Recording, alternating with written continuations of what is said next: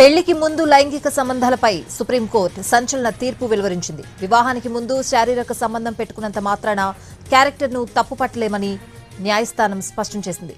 పరస్పర అంగీకారంతో శారీరక సంబంధాన్ని కలిగి ఉండటాన్ని నిషేధించే చట్టం ఏదీ లేదని తేల్చి చెప్పింది. ప్రేమించిన ప్రతి బంధం పెళ్లి వరకు వెళ్లకపోవచ్చని పేర్కొంది.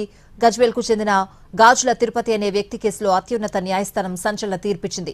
2014లో పెళ్లి చేసుకుంటానని వాగ్దానం చేసి అత్యాచారం చేశాడని తిరుపతిపై కేసు నమోదైంది. దీంతో తిరుపతి కానిస్టేబుల్ ఎంపికను రద్దు చేసింది తెలంగాణ రాష్ట్ర పోలీస్ రిక్రూట్మెంట్ బోర్డు. దీనిపై సుప్రీంలో సవాల్ చేశాడు తిరుపతి. ఈ కేసులో తాజాగా విచారణ జరిపిన న్యాయస్థానం పోలీస్ రిక్రూట్మెంట్ బోర్డు రద్దు నిర్ణయాన్ని కొట్టివేసింది.